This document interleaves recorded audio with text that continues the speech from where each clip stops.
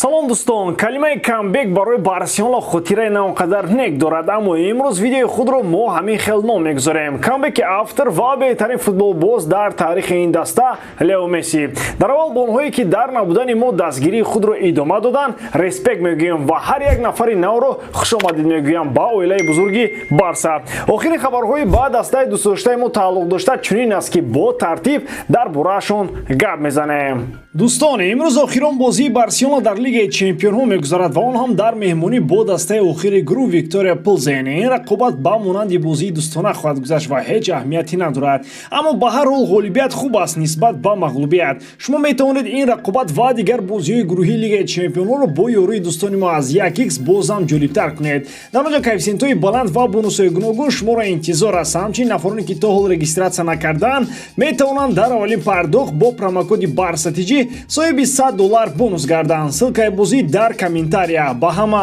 муваффақият. Шикастан дар шикасти Барселона дар ин мавсим ҳам идома ёфт. Маротибаи дуюм аз Лигаи Чемпионҳо дар марҳилаи гурӯҳӣ канор рафтем. Акнун танҳо чемпионӣ дар Ла Лига метавонад ба ин захм малҳам гардад.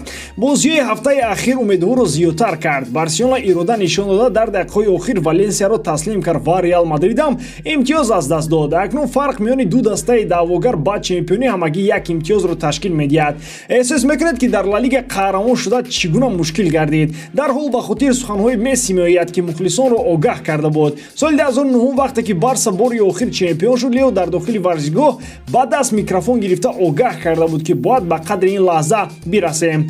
Ман фикр мекунам ки имсол дар Ла Лига чемпион шудани мо бояд хуб қадр карда шавад. Дар 11 мавсим 8 маротиба қаҳрамон шудан кори бозӣ нест. Шояд имрӯз онро мо ба қадри кофӣ гиромӣ намедорем, аммо баъд аз чанд сол дарк мекунем ки ин чӣ қадар мушкил буд. Ин суханҳои Месси қабл аз рӯзҳои сахте ки ба сари даста омад садо доданд. Худи ӯ ҳам аз даста рафт ва дар ин муддат Барса танҳо як ҷоиза ба даст овард ки ин ҳам ҷоми Испания дар мавсими 2020-21 буд, вақте ки Роналд Куман ба ҳисси сармураббӣ кор мекард. Анакнун Барса бе Месси аз ӯ ягон беҳбудӣ шуд. Ҳама мегуфтанд ки бояд саҳифаи дигарро варақгардон кард. Агар Месси бошад, ҳамаи бозингарон ӯро мекӯбанд ва ҳоло маълум мегардад ки ғайри ӯ касе нест. Дар Барселона ин шабу рӯзҳо дар масъалаи овардани Месси сари худро гиҷ мекунанд. Баъди истифода бурдани ҳамаи ричаги иқтисодӣ аз даста маҳдудиятҳои молӣ бардошта шуд. Ин имкон медиҳад ки дар моҳи январ як миқдор маблағ барои трансфер сарф карда шавад ва Барса кӯшиш мекунад онро барои овардани Месси истифода барад, чунки дар тобистон боз қаҳтӣ меояд ва қоидаҳои сахти иқтисодӣ аз нав амал хоҳанд кард. Албатта ин амалиёт хеле мушкил мебошад. ПСЖ be ин ҳам барои бозингарон мисли зиндон аст ва МЕССИРО дар миёнаи мавсим раҳо намекунад. Аммо Барса як кӯшиш хоҳад кард. Футболбози аргентинӣ агар ба хонаи худ баргаштан хоҳад, дар моҳи январ танҳо имкон пайдо мешавад. Барселона метавонад аз Мемфис Депай халос шавад. Дастаи Ювентус дубора ба хостгории ин футболбоз меояд. Чӣ гуна ки Диарио Спорт менависад, клуби шаҳри Турин мехоҳад дар моҳи январ ба гуфтушунидҳои нав оғоз намояд.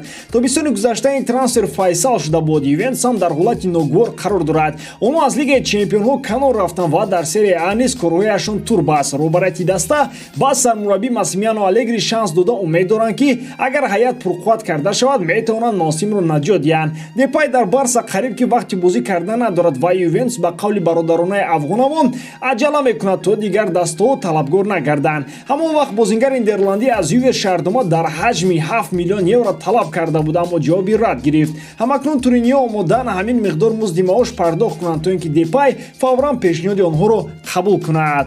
Аз нуқтаи назари мухлиси Барса дар мавриди Депай чизе гуфтан намехоҳанд, чунки маълум аст ки ӯ ба мураббӣ лозим наомад. Барои Ювентус бошад ӯ метавонад ба кор ояд, вале ҷолиб ин ки пештар дастаи шаҳри Турин барои ғалаба дар Лигаи Чемпионҳо футболбозонро харидорӣ мекард. Ҳоло бошад барои роҳ ёфтан ба он ҷо трансфер мекунад. Мухлисони ин даста дар шабакаҳои иҷтимоӣ менависанд ки беҳтараш ин маблағро роҳбарият барои тавонпулии Алегри сарф намоянд. 20 миллион дар кор будааст барои халосӣ ёфтан аз мутахассисе ки дубора ба дастаи Юве даъват гардид ва ин бар ивази Криштиано Роналдо буд. дӯстон, ман мехоҳам ба шумо бигӯям, ки 5 канали асосии YouTube якҷоя шуда канали Телеграми худро таъсис додам бо номи UTKA Games, ки чандин сари сол мешавад, ки бозиҳои футболиро таҳлил мекунам ва дар айни замон беҳтарин канал дар Telegram дар соҳаи букмекерӣ ба ҳисоб меравад. Онҷо бисёртар прогнозҳои бепул гуфта мешавад ва аз ҳама муҳимаш ғолиб мебароям. Барои ҳамин тестарак ба ссилкаи дар зери описания буда даромада дар Telegram ба канали UTKA Games обуна шавед ва бурд намоед.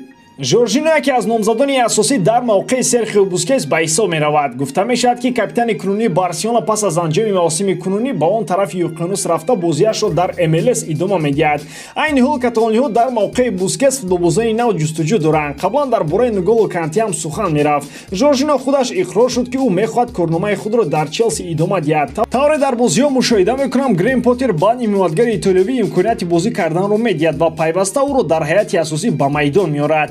Низоми бозии Поттер талаб мекунад, ки чунин бозингарон бояд дар хатти нимҳимоя бошанд. Жоржино барои аз прессинг баровардани лондониҳо давоми солҳои охир кӯмаки бузург расонида истодааст. Яке аз сабабҳои асосие, ки мураббиёни ба Челси омада ӯро интихоб мекунанд, ҳамин гуфта мешавад. Қарордоди кунунии Жоржино бо дастаи кишвари Англия то тобистони оянда амал мекунад. Айни ҳол дар бораи шартномаи нави нимҳимоятгари итолиёвӣ хабарҳо нестанд. Гуфта мешавад, ки роҳбарияти лондониҳо дар моҳҳои зимистон ба қарори ниҳоӣ хоҳанд омад. Дар Барса тамоюл барои ёфтани ҷойгузини бозингарони қаблӣ мушоҳида мегардад, ки шахсан ман онро истиқбол намекунам. Роҳбарияти даста таҷрибаи рӯзгор баҳра намегиранд, вақте ки хостан Алвеси дуюмро пайдо созанд муваффақ нагардиданд. ҳатто Алвес барои ним сол худашро иваз кард. акнун ба ҷои Бускетс айнан мисли ӯро мекобанд, дар ҳоле ки Де Йонг ва Кеси ҳастанд. беҳтараш ба ҷои озмунӣ пайдо намудани дугонико бозингарони хубро ҷустуҷӯ кунанд. шумо дар ин бора чӣ мегӯед дӯстон? Барселона бо бозингаре таваҷҷӯҳ зоҳир кардааст, ки 60-70 миллион нарх дорад. ХАВИ шахсан ба нимовизатгари Байер Мусо Диаби мароғ дошта, аз роҳбарият хоҳиш намудааст, ки ӯро харидорӣ намоянд. тахмин мезананд, ки бозингари тими мунтахаби Фаронса ба ҷои Ферран Торрес даъват карда мешавад. бо замон дарди бедовӣ иваз намудани як бозингар дар Барса. албатта аз бозии Торрес аксарият қаноатманд нестанд, вале вазифаи сармураббӣ он аст, ки аз бозингар он чизе, ки мехоҳад талаб карда гирад. фарқи Гвардиола клуб аз ХАВИ дар ҳамин ҷо ҳис мешавад. ин қиёс шояд дуруст набошад, лекин барои сармураббӣ ин муҳим аст бозингар таҳти роҳбарии ӯ рушд кунад.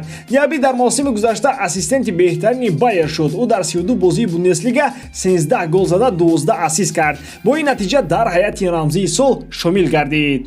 Мусо Диаби 60 миллион арзиш дорад ва дар равзанаи трансфери тобистона бо ӯ дастаҳои пулдор аз Англия талабгор буданд. ба таври ҷиддӣ Ньюкасл ва ПСЖ футболбози фаронсавиро дар дастаи худ дидан мехоҳанд. проекти Барса барои бисёр футболбозон писанд аст ва ин ҳам хурсандиовар мебошад, ки бозингарон аз даромадҳои калон рӯгардонида Барселонаро интихоб мекунанд. аммо бояд инро ҳам ба назар гирифт, ки аллакай чунин бозингар дар даста ҳаст. Диаби ҳатто бо номаш ба Дембелеи монанд мебошад ва онҳо дар як мавқеъ бозӣ карда бо ҳамаи сифатҳо ба ҳамдигар монанд ҳастанд. оё ин ҳам ивазкунии футболбозон аст? танҳо Диаби осебпазир нест ва интизоми баланд дорад. инро ҳам бояд қайд кунем, ки ӯ тарбиятгирандаи дастаи ПСЖ аст. ба ҳамин тамом дар ҳам ҳолат Барселонаро дӯст доред ва канали Барса ТЖ-ро дастгирӣ намоед. дастгирии шумо пешравии мо. бо шумо бисёр вақта Муҳаммад Гайруф. хай бачаҳо, дар паноҳи Аллоҳ.